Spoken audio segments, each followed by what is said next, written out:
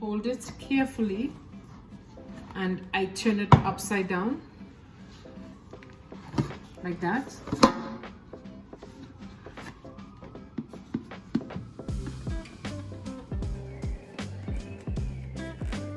And I heard when the cake dropped, so that means it did not stick. See? That little piece of butter, paper, look at the pan. See the pan, how clean it is? Okay, now I'm just going to lift this paper, take it out, and now I'm going to put the cake in the dish that I really want it in. So I'm gonna put it like this and I'm gonna flip it over, and here we have our cake. And I have to tell you, look how pretty. This is what our fruit cake looks like. I want it to be centered in the plate, so I'm going to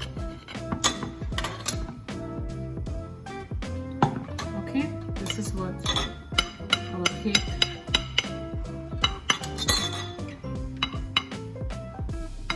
looks like, and I am just going to base it with a little wine. I did have some liquor, a little liquor here, and some port. But I'm not going to use any of this. I'm just going to take the wine and I'm going to show you how I do it. I put, and it's going to keep the top of the cake moist.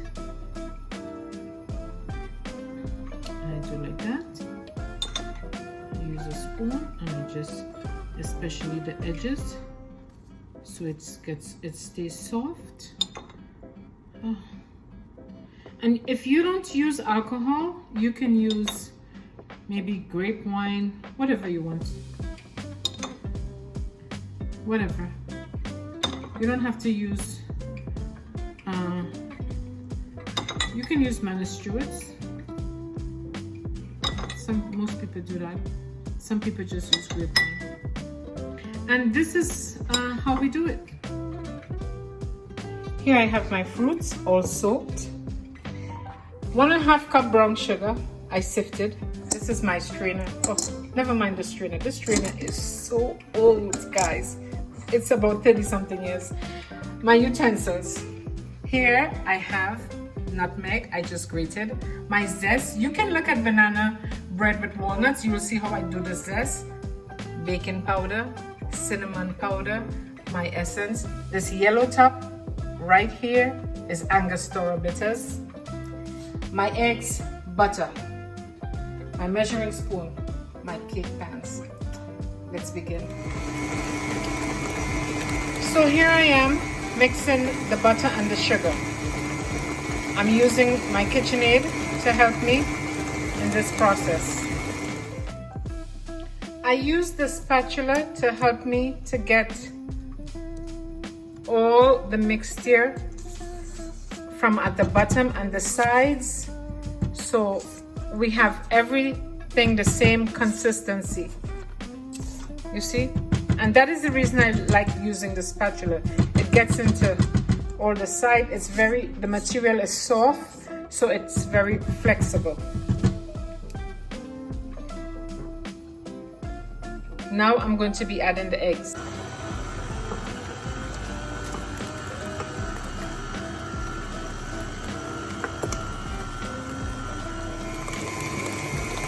I'm adding my final egg, and now I'm going to be adding the zest.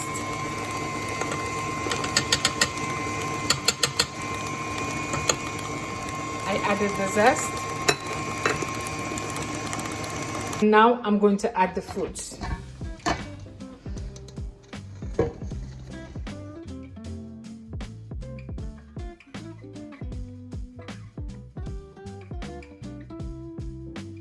And this is six cups of fruits I use. the fruits consist of prunes, raisins, currants, mixed peel, and cherries. I also put some almond nuts. I'm going to add my browning 1 teaspoon at a time to see how dark it is. So this is 1 teaspoon of browning. Also, I'm going to add my essence. I'm adding Noyeau Essence, 2 teaspoons. Also, I'm going to put Vanilla Essence. I'm going to put 1 teaspoon, 2 teaspoons, 3 teaspoons. Next, I'm going to add some almond essence.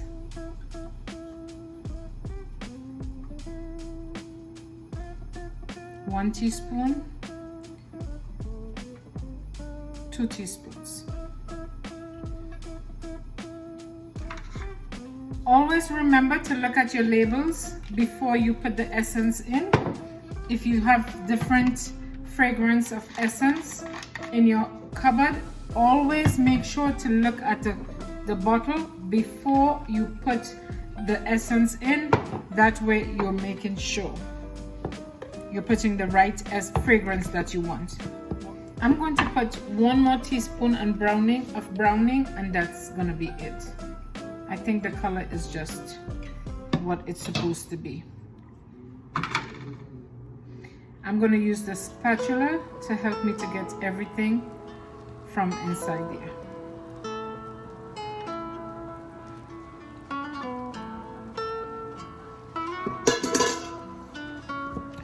Remember, I'm making a recipe while I'm doing this because I don't have a recipe for this cake. I usually make my cakes from my head.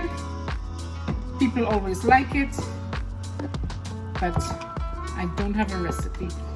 So we're both going to enjoy this recipe when it's finished. The flour is already sifted. 1 cup of flour. I'm going to add the baking powder 1 time. I'm going to add 1 tablespoon of baking powder.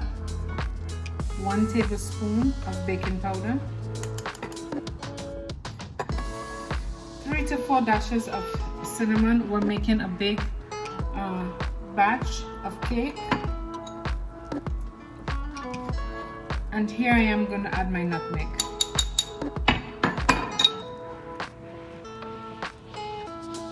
Now I just have to focus on how much flour I'm going to add. So, and it's good to sift your nutmeg. If you look, you can see I'm going to throw that out. And I'm going to stir.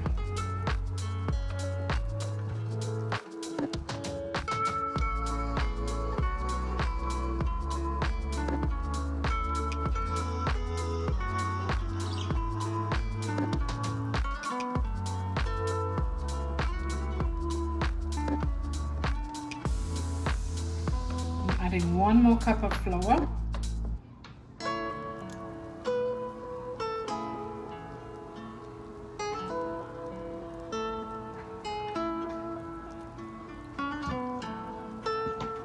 I put the oven to preheat 275 degrees Fahrenheit.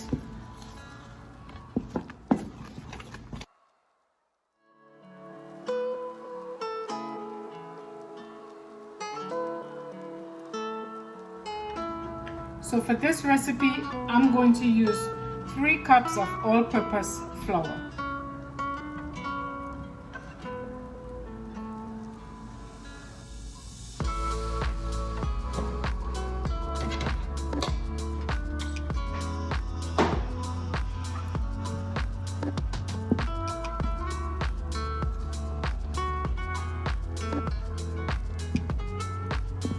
I do not really have to put alcohol in this cake right now because I've had it soaking in liquor, rum, wine, Guinness,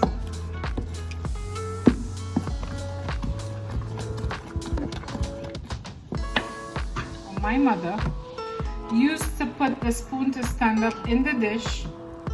She would take a walk to the bedroom and come back, and if the spoon stood up, she would say she had enough flour. And that's the measurement my mother used when she was baking her cake. She would take a walk to the bedroom, come back. If the spoon stood up and it didn't fall, she would say there was enough flour in the mixture. So I'm finished with the wooden spoon. Now I'm going to get all the sides.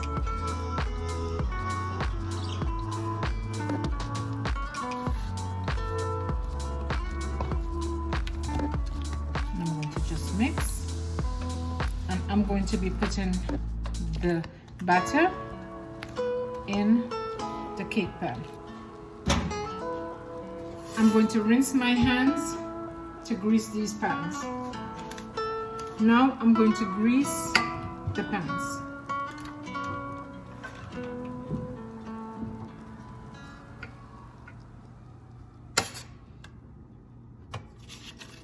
And I'm going to use the butter paper. I'll show you what I'm going to do.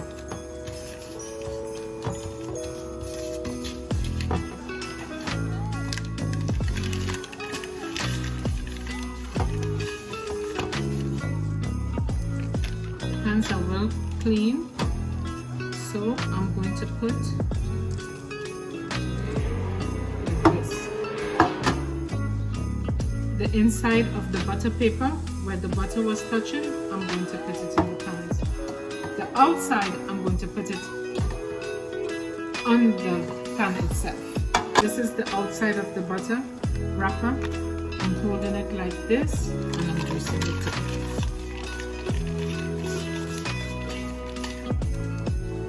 Clean, looks like this. Helps our cake from sticking.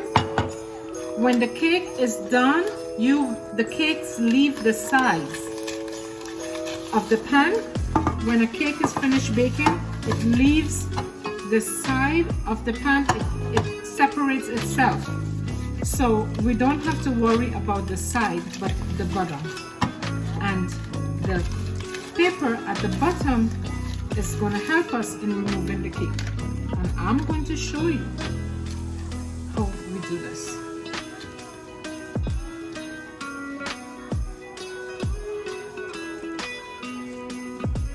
And I'm making 3 cakes.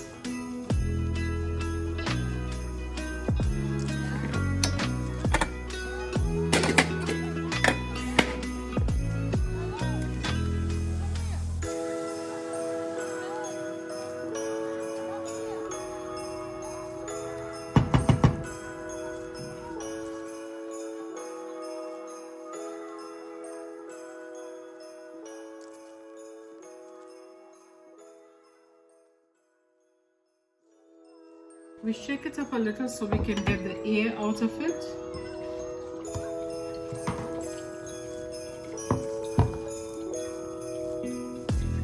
And we clean the edges.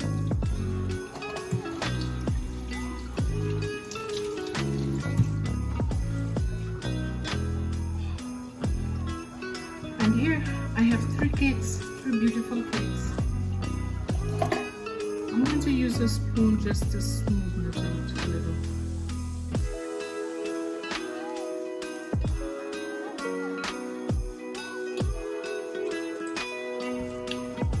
So 3 cakes, 3 beautiful pans I have here. I'm now going to put it in the oven. Getting that smell that I think our cakes are ready. Let's check them out. I think they're ready. Let's check. Let's see. It's clean. It's done. This is the smaller one. Let me check the other one. Okay, so let's check. Yeah, look. This one can take just a little bit more. This one, you see? This one, I'll let this one go back. So our cakes are out of the oven. The smaller cake took 2.5 hours, and the bigger cakes took 3 hours 15 minutes. I removed the smaller one from the pan, and there was no problem in doing so. I told you I had the paper at the bottom. It helps the cake to come out very easily, and that's that. I'm going to cut the cake, the smaller cake. It's not cool. I'm just going to cut it because I want you to see the texture, and I'm also going to show you how I put the alcohol in the cake at the end to preserve it. These cakes can stay for a very long time. We put alcohol in it, we wrap it in cling wrap, and we put it away, and however often, if we still have cakes, these cakes don't last, we just keep adding a little bit of wine to it, and it stays moist, it doesn't get dry. But these cakes, they don't go bad. So this is what our cake looks like. And I have some Taylor Port, and I have a little black label, and that's what I'm going to do. So let me cut it that you can see.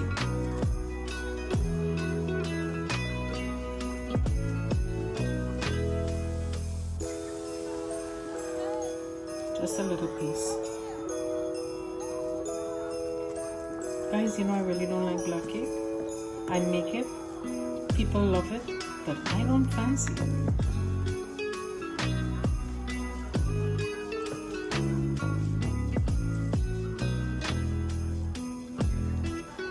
So this is the cake. This is what it looks like. I'm holding the phone to take the picture, so it's, you know, but I want you to see it really, really good. This is what your cake looks like. You see the texture, you see how moist. Should I taste it? I'll taste a little. I'll taste a little, and I will let you know how it tastes. Not my fancy. Very, very soft. I don't need any alcohol in this cake. I don't need to put any alcohol. Woo! Woo! It's strong. Oh yeah, I'm good. It's okay, I don't need to put any alcohol. Thank you for watching. If you like this video, give it a thumbs up. Like, subscribe, share. I love you all so much, and thank you for watching. I'm feeling for some.